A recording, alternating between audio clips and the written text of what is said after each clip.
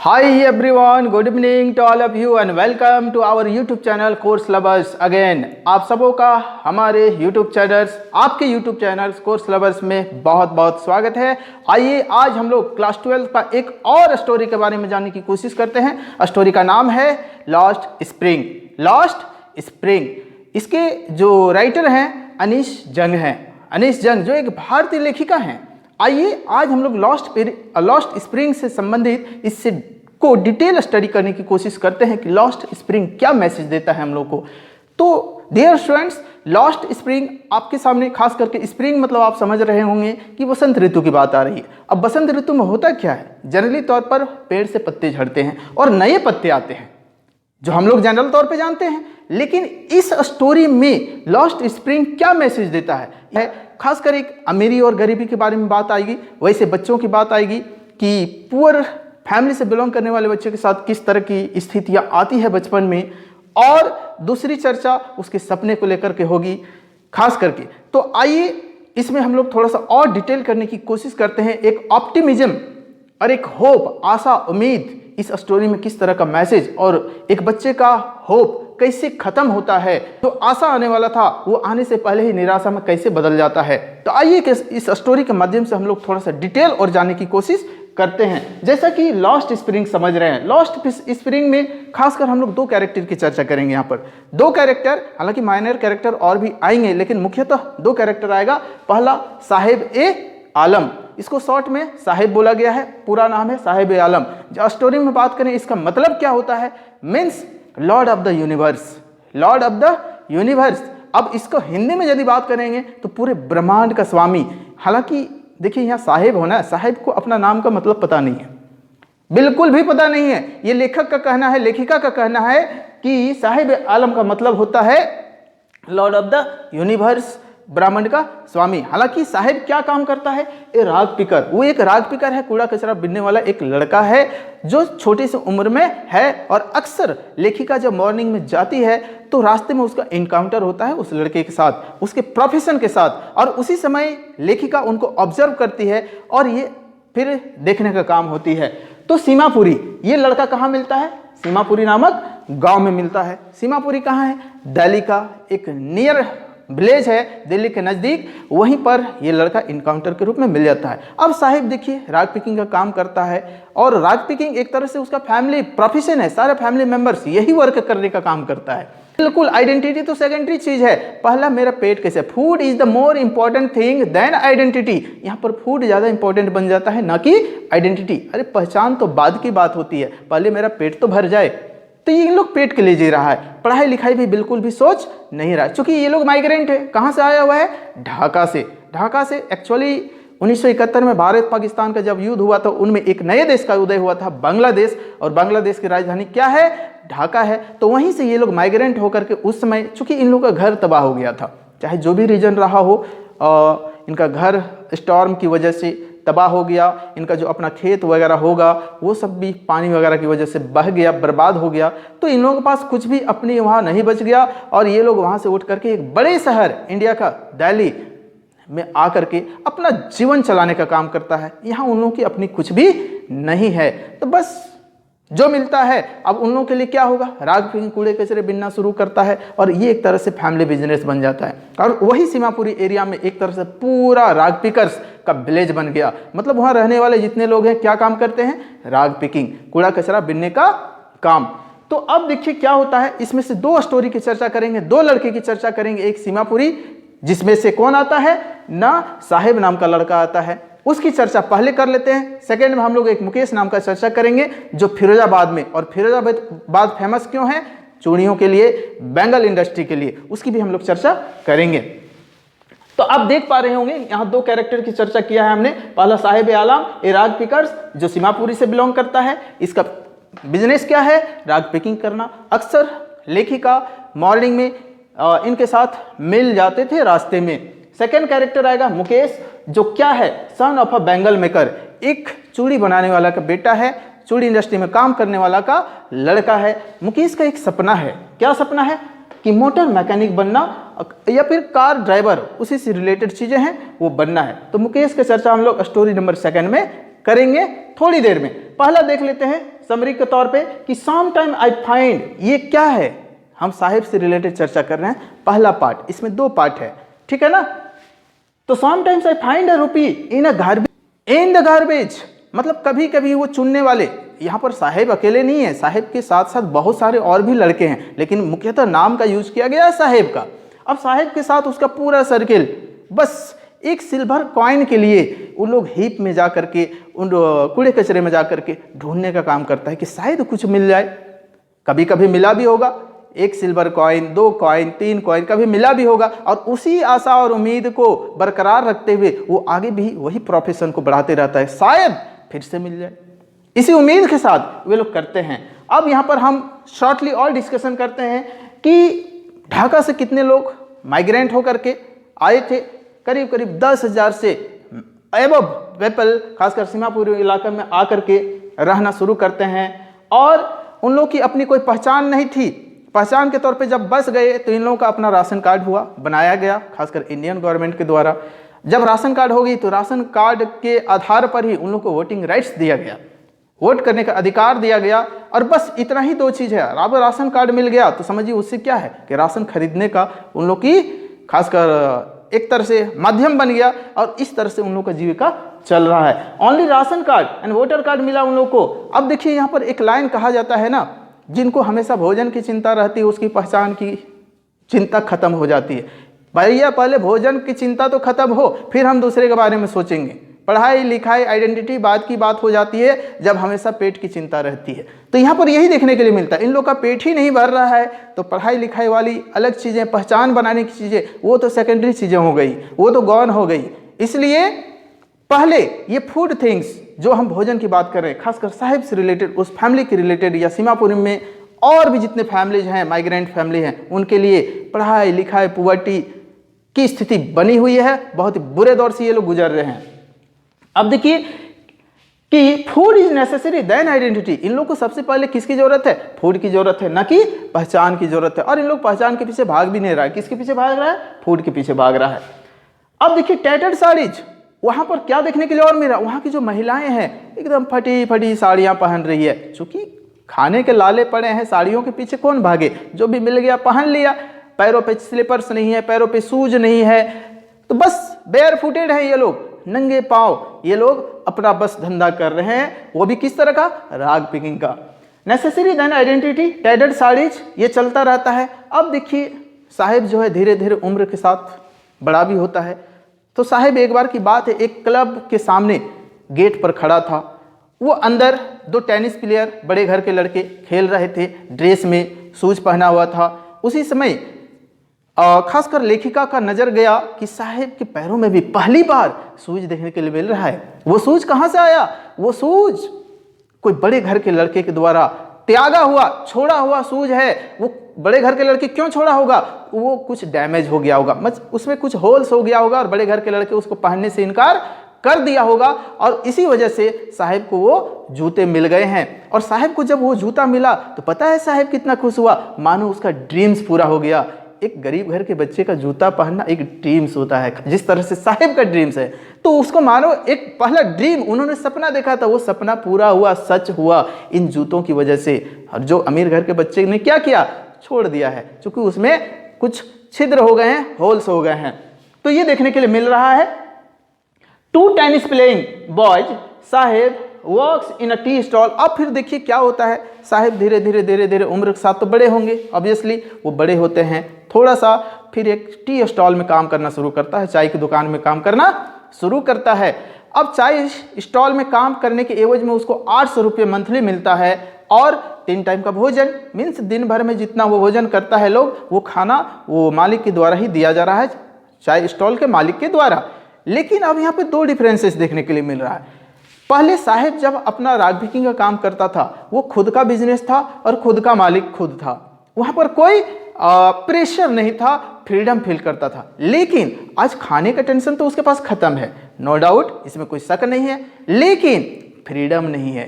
आज कंधे पे बोझिल महसूस करता है। एक चाय की केटली, एक डब्बा वो जब पकड़ता है, कंधे पर लेता है, तो वो फ्रीडम फील नहीं होता है, जिसको ये बोलने का एक मैसेज देने का कोशिश किया है कि अपना बिजनेस का खुद का मालिक, खास करके चाय स्टॉल के ऑनर के अंडर में काम करना, वो ज़्यादा बेटर उसको समझता है। और वो खास करके देखिए उसका थैला ज़्यादा वजनदार था, लेकिन आज ये चाय का केटली, चाय का डब्बा, इसको ज़्यादा वजन फील हो रहा है। कारण क्या है? कारण यही है कि आज हम किसी के अंडर में काम कर रहे हैं, इसलिए। और वहाँ हम फ्री थे, किसी के अंडर में नहीं थे। चाहे जितना भी बिजनेस हो जाता था वो खुद का था, किसी तरह का कोई प्रेशर नहीं था। तो ये पहला चीज़ देखने के लिए मिल रहा है गरीबी की अवस्था में साहिब के साथ क्या क्या हुआ है।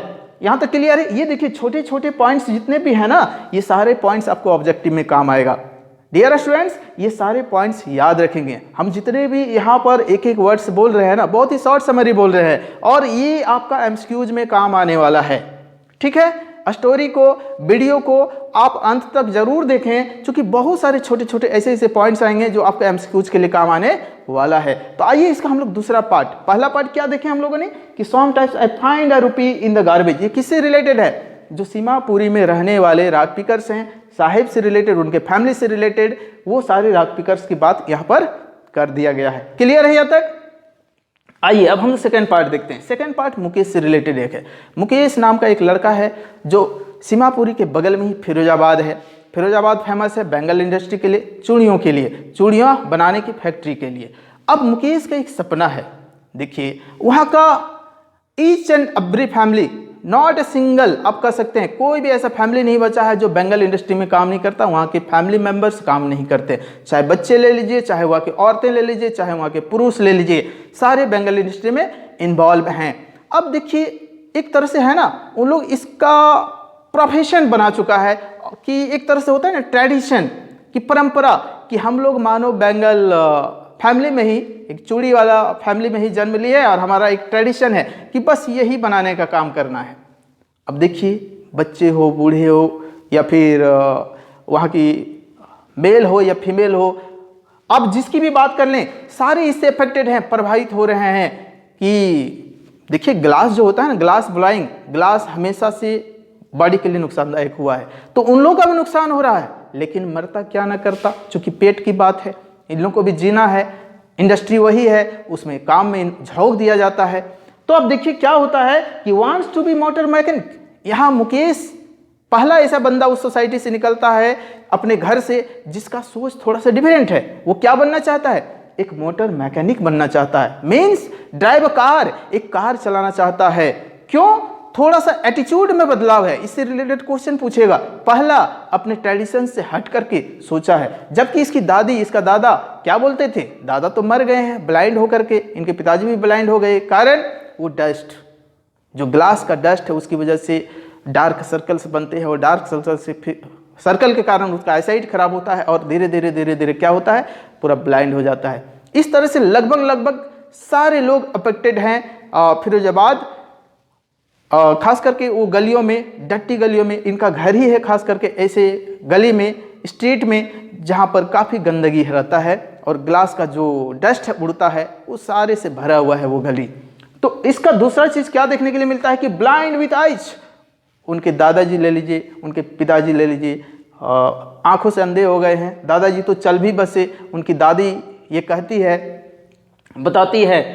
फिर क्या होता है कि ग्रैंडफादर चले गए, और यहाँ पर देखिए खासकर 20,000 बच्चे बड़े इन्वॉल्व है बेंगल इंडस्ट्री में काम करने में। 20,000 चिल्ड्रन भी इंगेज्ड हैं, बेंगल इंडस्ट्री में काम कर रहे हैं। और ये एक तरह से सेंटर पर, पूरे इंडिया का सेंटर पॉइंट देखा जाए ना कि बेंगल इंडस्ट्री का, तो वो फिरोजाबाद को माना जाता है।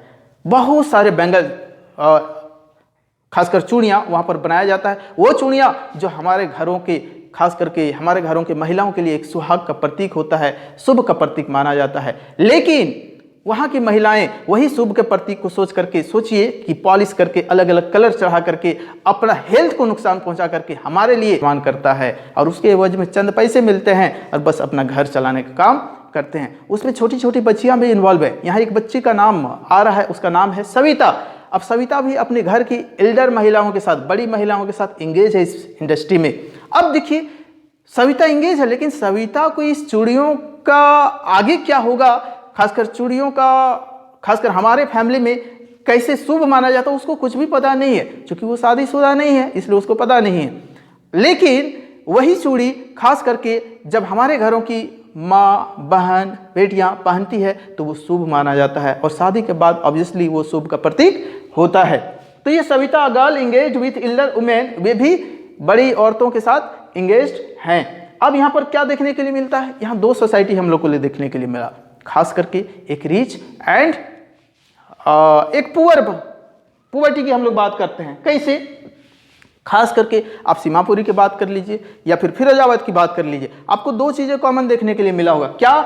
गरीबी मिला और इलिटरेसी। इलिटरेसी मतलब असाक्षरता, साक्षर नहीं है लोग, और जहां लोग पढ़े नहीं लिखे नहीं उनका शोषण बहुत ही जल्दी होता है। और कौन लोग करते हैं? देखिए, मिडिल मैन मीन्स बिचौलिया लोग करते हैं। यहाँ पर बिचौलिया लोग शोषण करते हैं, चाहे फिरोजाबाद की बात कर लीजिए या सीमापुरी की बात कर लीजिए। और कौन करते हैं? पुलिस वाले भी दमंगई दिखाते हैं। और लीडर्स, इन लोगों के बीच में लीडर्स डेवलप नहीं हो पाया, और जहाँ लीडर्स डेवलप नहीं होगा आपके अधिकारों की बात कोई भी नहीं करेगा, और जब आपके अधिकारों की बात नहीं करेगा तो आपको राइट्स देने के लिए खुद कोई चलकर नहीं आएगा। तो हर तरह से शोषण हो रहा है। वही चीज यहाँ पर इंडिकेट करने की कोशिश की है कि नो चेंज इन सीमापुरी, ना अभी सीमापुरी का कंडीशन बदला है ना फिरोजाबाद का कंडीशन बदला है, बिल्कुल सेम कंडीशन पे चल रहा है। किसी तरह का एकता नहीं बन पा रहा है इन लोगों के बीच में, और ना किसी तरह का लीडर डेवलप हो पा रहा है। यहाँ पर दो तरह की सोसाइटी हम लोग के बीच में देखने के लिए मिल गया, वन पॉवर्टी एंड सेकंड क्या? रिच। लाइक क्या? मनी लेंडर्स, मतलब उधार देने वाले साहूकार की बात कर लें, वो लोग भी आपको सूद पर पैसा देते हैं, जैसे बोलते हैं ना इंटरेस्ट पर, दे करके आपका शोषण करेंगे। मिडिल मैन, जिसको साहूकार लोग और पुलिस लोग, इसी तरह से शोषण हमारा करता है, और हम लोगों ने ये डिफरेंसेस देखने का काम किया है। तो डियर स्टूडेंट्स, ये आपका मोटा मोटी तौर पे एक स्टोरी का एक मेन जो डिस्कशन है वो मैंने करने की कोशिश किया है आप लोगों के सामने। उम्मीद करते हैं यह स्टोरी आप लोगों को ये सारे पॉइंट्स याद रहेंगे। और आइए आज आपका टेक्स्ट बुक का हम कुछ एक क्वेश्चन को और डिस्कस करने की कोशिश करते हैं, ठीक है ना। जैसा कि हम यहाँ पर 5-6 क्वेश्चंस लिए हैं, इसमें 2-3 क्वेश्चंस हमको बड़ा इंपॉर्टेंट लगा है। पहला क्वेश्चन जैसे आपका टेक्स्ट बुक का है, क्या कहता है कि what is Saheb looking for in the garbage dump. Saheb garbage dump में क्या खोज रहा था, क्या देख रहा था? तो obviously Saheb is looking for in the garbage dumps silver coins, gold coins, जो खोज रहा था, जो उनकी जरूरत थी, जो उनकी नीड थी, क्योंकि वो मिलेंगे तो हमारा पेट की आग समाप्त होगी। इसमें दूसरा क्वेश्चन ऐड किया गया कि वेयर इज ही, वो कहां है? He is in Seemapuri and where, वो कहां है? सीमापुरी में क्लियर हो गया। हैज ही कम फ्रॉम, वो कहां से आया था? He is coming from Dhaka, वो ढाका से आया था। तो इस तरह से डियर स्टूडेंट्स आप आंसर कर सकते हैं। सेकंड नंबर क्वेश्चन कि what explanation does the author offer. देखिए यहाँ पर जो ऑफर आ रहा है ना, ये ट्रेडिशन से संबंधित है। Offer for the children not wearing footwear, वो बच्चे जो फुटवियर नहीं पहनते थे उनके बारे में लेखिका जो है वो क्या एक्सप्लेन करती है? तो ये एक्सप्लेन यही करती है कि the author offered for the children के बारे में यही कहा गया था, not wearing footwear because बेयरफुटेड means खासकर खाली पांव, नंगी पांव जो है, बेयरफुटेड is the tradition for them, उन लोगों की वो क्या था? एक ट्रेडिशन था। वो लोग शुरू से ऐसे ही आ रहा था, चाहे जिस भी वजह से हो, पैसा नहीं था इसलिए नहीं पहन रहा था, लेकिन उसको खासकर लेखिका ने इसको ट्रेडिशन मान लिया, इसीलिए इसको ऑफर बोला गया है लेखिका के द्वारा। क्लियर है? तो इसको आप और भी बना करके लिख सकते हैं। तीसरा number, is Saheb happy working at the tea stall, क्या साहेब टी स्टॉल पर खुश था? No, Saheb is not happy in the tea stall, tea stall पर वो बिल्कुल भी खुश नहीं था। व्हाई? इसको सो मैनी रीजंस, इसको आप लिख सकते हैं सो मैनी रीजंस, बिकॉज जब वो अपना बिजनेस करता था मीन्स राग पिकिंग का, तो वो ज्यादा खुश था। रीजन, वो फ्री था। यहां पर ये खुश नहीं है, रीजन किसी के अंडर में प्रेशर में वर्क कर रहा है, इसलिए। तो आप लिख सकते हैं इसको, ये मेरे नजर में थोड़ा ज्यादा इंपॉर्टेंट है। फोर्थ नंबर क्वेश्चन है कि what makes the city of Firozabad famous, Firozabad city को किस लिए फेमस माना जाता है? Then bangle industry, this is the simple answer. Bangle industry के कारण फिरोजाबाद को फेमस हुआ है, चूंकि ग्लास ब्लॉइंग सेंटर के रूप में पूरा इंडिया में विख्यात है।